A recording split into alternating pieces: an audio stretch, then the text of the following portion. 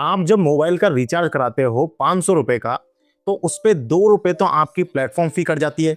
आपको मिलते हैं सिर्फ 498 रुपए। लेकिन मान लो फ्यूचर में ये होने लग जाए कि आपको यहाँ पर 6 रुपए एडिशनल और काट ली जाए, तो आपको जो 500 रुपए में से मिलेंगे, यानी कि जो रिचार्ज मिलेगा वो मिलेगा 492 रुपीज का। यहाँ पर 8 रुपए की कटौती का मतलब ये है कि एक दिन का डेटा आपका कट चुका है। ये चीज अब ऐसा अगर आपके साथ होगा तो आप सोचोगे कि यार ये कैसे हुआ, ये पैसे कहां पर कट गए। दो चीजें आप सोच सकते हो, दो रीजन सोचोगे आप। पहली चीज आप सोचोगे कि हो सकता है कि जो प्लेटफॉर्म है जहां से हम रिचार्ज कर रहे हैं, जैसे कि फोन पे, पेटीएम, इन्होंने हमारा शायद प्लेटफॉर्म फी या कोई दूसरी सर्विस की वजह से हमारा पैसा काट लिया है।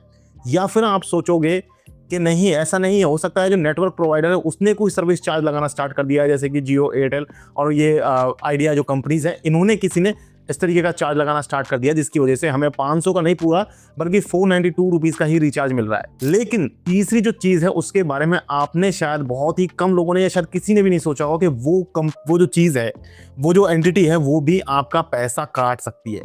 हाँ, वो एंटिटी है गवर्नमेंट।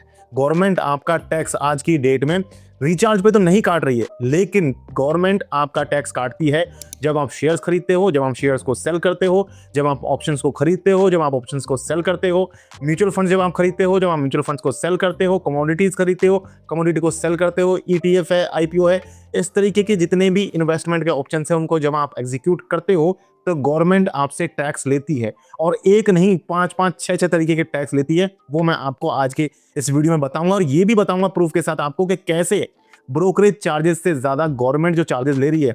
गवर्नमेंट के साथ में कुछ और एंटिटीज हैं, बट ओवरऑल ये गवर्नमेंट का ही पार्ट है। तो गवर्नमेंट जो चार्जेस आपसे ले रही है वो ब्रोकरेज के चार्जेस से भी बहुत बहुत बहुत ज्यादा है। ये हम आज का हम डिस्कशन रखेंगे एंजल वन का ब्रोकरेज कैलकुलेटर को यूज करके। एंजल वन के जितने भी सारे चार्जेस हैं वो मैं आपको बताऊंगा किस तरीके से ये चार्जेस बनते हैं, कितने कितने अमाउंट के ऊपर, छोटे अमाउंट से लेकर के बड़े अमाउंट का सारा एक्सप्लेन करूंगा।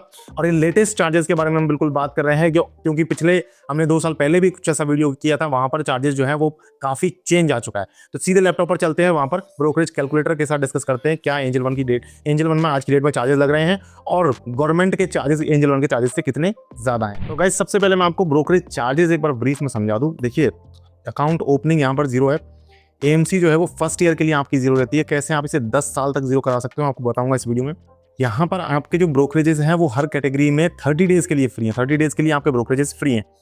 अगर आपको डिस्क्रिप्शन से दी हुई लिंक से अगर आप जाते हो तो आपको इसमें और एडिशनल बेनिफिट्स भी मिलेंगे। तो डिस्क्रिप्शन में मैंने लिंक दे रखी है, आप चाहे तो यूज कर सकते हैं। अब यहाँ पर इसके अलावा आपको 30 डेज के लिए 0% मार्जिन ट्रेड फंडिंग लग रही है।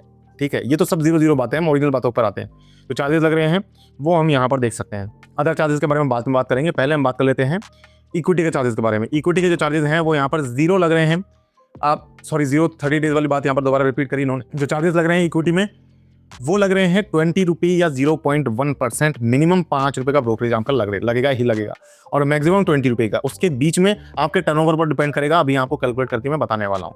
इसके अलावा इंट्राडे अगर आप करते हो इक्विटी में, स्टॉक्स में इंट्राडे करते हो, तो उस केस में वही सेम 20 या 0.1%, मिनिमम 5 रुपया लगेगा। फ्यूचर एंड ऑप्शंस इक्विटी का अगर आप करते हो तो 20 रुपये फ्लैट पर एग्जीक्यूटेड ऑर्डर। ये ब्रोकरेज चार्जेस जो फ्यूचर एंड ऑप्शंस के हैं ये अप्रोक्सीमेटली सेम है। सारे ग्रो, स्टॉक, जीरोधा सब में लगभग बराबर है। जो भी टॉप डिस्काउंट ब्रोकर्स हैं उनमें इतने ही चार्जेस लगते हैं। अब आज की डेट में बहुत सारे नए आ रहे हैं जो कम चार्जेस देते हैं, बट हम सिर्फ चार्जेस की हम बात कर रहे हैं इस वीडियो में। बट मैं आपको कई बार बताता हूं कि हम चार्जेस के अलावा भी बहुत सी चीज़ें हैं जो कोई ब्रोकर हमें सेलेक्ट करते टाइम देखनी चाहिए। बात करते हैं हम कमोडिटी के चार्जेस की। तो कमोडिटी में जो चार्जेस लग रहे हैं वो फ्लैट 20 पर एग्जीक्यूटेड ऑर्डर लग रहे हैं, क्योंकि फ्यूचर एंड ऑप्शंस आपको यहाँ पर मिल जाता है। अदर चार्जेस की बात कर लेते हैं। देखिए, यहाँ पर अगर आपका डीमैट अकाउंट एक बीएसडीए कैटेगरी में आ रहा है, मैंने कई बार आपको बताया बीएसडीए डीमैट अकाउंट क्या होता है। अगर आपका सिर्फ एक ही डीमैट अकाउंट बना हुआ है, अगर आपकी होल्डिंग 4 लाख से कम है, तो आपका डीमैट अकाउंट बीएसडीए डीमैट अकाउंट माना जाता है। उस केस में आपकी जो एएमसी है वो 0 लगती है। अब अगर एंजल वन में अगर आप 4 से 10 लाख रुपए के बीच में होल्डिंग करते हो, आपका सिर्फ एक ही डीमैट अकाउंट है, तो उस केस में आपकी जो एएमसी लगेगी वो 100 रुपीज प्लस जीएसटी लगेगी। अब ये वो ट्रिक नहीं है जो मैं आपको बता रहा था कि आप 0 करवा सकते हो। इसके अलावा भी एक आपको बात बताऊंगा कैसे आप 10 साल तक एएमसी को 0 करवा सकते हो। ये तो तरीका है ही। अगर आपके पास कोई डीमैट अकाउंट दूसरा नहीं है, अगर आपके पास एंजल वन का डीमैट अकाउंट है और आप उसकी होल्डिंग 4 लाख से कम है और आप अगर उसमें कोई ट्रेडिंग वगैरह नहीं कर रहे हो, तो आपकी एएमसी बाय नियम से, कायदे से कोई ब्रोकर नहीं काट सकता, एंजल वन नहीं, दूसरा भी नहीं काट सकता। अगर नॉन बीएसडी अगर आप हो तो आपके जो ब्रोकरेज चार्जेस लगेंगे वो 60 रुपीज़ प्लस जीएसटी लगेंगे, 240 रुपये ब्रोकरेज चार्ज हो जाते हैं। इसके अलावा कॉल एंड ट्रेड के 20 रुपये लगते हैं। ऑटो स्क्वायर ऑफ का एंजल वन में कोई एडिशनल चार्ज नहीं है, वही सेम ब्रोकरेज के बराबर ही लगेगा। डीपी चार्जेस यहाँ पर आपसे लगते हैं, मेल हो तो 16.5 रुपये लगेगा, फीमेल हो तो 16.17 रुपये लगेगा, इस तरीके से है। और इसके अलावा और क्या चार्जेस हैं, मार्जिन प्लेज के चार्जेस हैं, ये सब चार्जेस बार बार नहीं लगते हैं, मैं जस्ट आपको बता रहा हूँ कि क्या क्या चार्जेस हैं। ये सारे चार्जेस बार बार नहीं लगते हैं, अगर आप इनको यूज़ में लोगे तभी ये चार्जेस लगेंगे। तो ये मैंने आपको चार्जेस बता दिए। अब हम बात करते हैं एक बार ब्रोकरेज कैलकुलेटर की, क्योंकि वही हमारा मेन इशू है, वही हमारा पॉइंट ऑफ डिस्कशन है। तो डिलीवरी पर हम आ गए हैं, ब्रोकरेज कैलकुलेटर हमने ओपन कर लिया है, एंजल वन का हम डिलीवरी पर आ गए हैं। डिलीवरी में मैंने मान लिया है कि आप कोई शेयर 100 रुपये में खरीदते हो और आप उसे 110 रुपये में सेल करते हो। तो यहाँ पर 250 रुपये का आपका मैं मान रहा हूँ कि आप जो शेयर है वो आप 10 ले रहे हो, तो 10 अगर आप लेते हो तो आपका ब्रोकरेज जो है वो 10 रुपये बनेगा। 10 शेयर ले रहे हो तो आपका टर्नओवर क्योंकि यहाँ पर कम है तो इसलिए आपका ब्रोकरेज 10 बन रहा है, अदर चार्जेस 27 रुपये बन रहे हैं। मैंने आपको बताया ना गवर्नमेंट चार्जेस ज़्यादा होते हैं, तो ये अदर चार्जेस एक्चुअली गवर्नमेंट के चार्जेस हैं, तो ये ज़्यादा बन रहे हैं। अगर हम यहाँ पर क्वांटिटी बढ़ा दें, हम यहाँ पर मान लीजिए 250 कर देते हैं, तो 250 की क्वांटिटी करने पर आपका टर्नओवर बढ़ जाएगा। टर्नओवर बढ़ने की वजह से आपका ब्रोकरेज जो है वो 40 हो जाएगा, दोनों साइड का है, बाय का और सेल का 20-20 रुपया। अब आप क्वांटिटी कितनी बढ़ाते जाइए, ब्रोकरेज नहीं बढ़ेगा। देखिए ब्रोकरेज 40 रुपये है, यहाँ पर नंबर ऑफ शेयर्स हमने 250 से 250 पे 40 रुपया था, 250 की क्वांटिटी पे हमने क्वांटिटी 2500 कर दिया। अब हम एक बार ब्रोकरेज कैलकुलेट करते हैं, तो ब्रोकरेज 40 रुपया ही है, ब्रोकरेज सिर्फ 40 है अभी भी, लेकिन अदर चार्जेस देखा आपने, अदर चार्जेस 612 रुपये हो गए।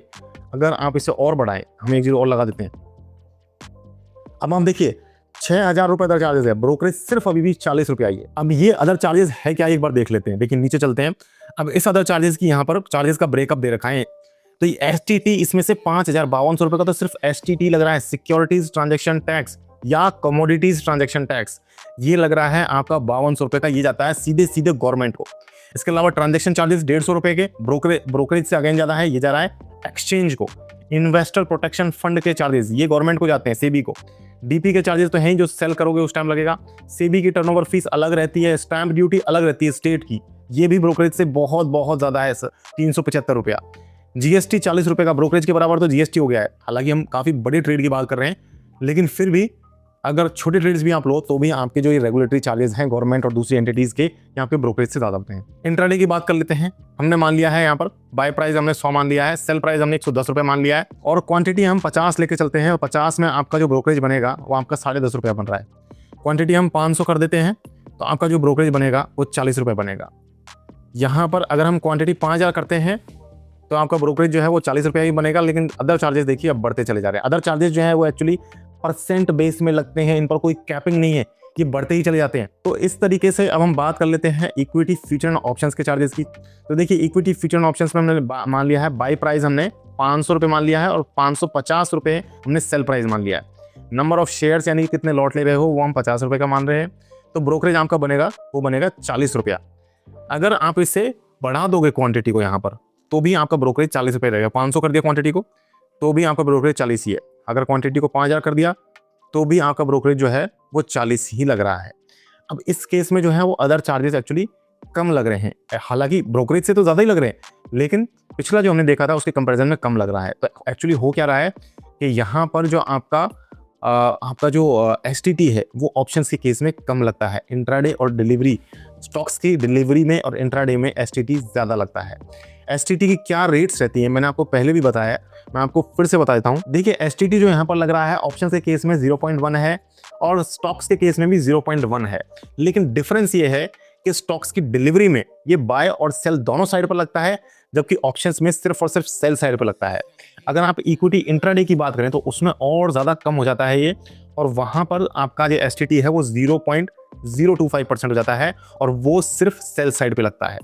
तो यहाँ पर ये फ़ायदा है इक्विटी इंट्राडे की ट्रेडिंग करने में, आपका एसटीटी जो है वो कम लगेगा, जिसकी वजह से आपके अदर चार्जेस कम होंगे। ब्रोकरेज चार्जेस तो मैं कहूँगा गाइस उतने ज़्यादा फर्क पड़ता ही नहीं है, गवर्नमेंट चार्जेस से उतना फर्क पड़ता है। तो ये थे एंजल वन का ब्रोकरेज कैलकुलेटर। अगर आपको पसंद आया है, अगर आपको वीडियो अच्छा लगा है तो वीडियो को लाइक जरूर करना है। एंजल वन में मेरा खुद का डीमैट अकाउंट बना हुआ है, मैं कई सालों से इसे यूज़ कर रहा हूँ। एंजल वन का लिंक आपको डिस्क्रिप्शन में दे दूंगा, आप चाहें तो वहाँ से ज़रूर अकाउंट बना सकते हैं, बिल्कुल सेफ एंड सिक्योर है।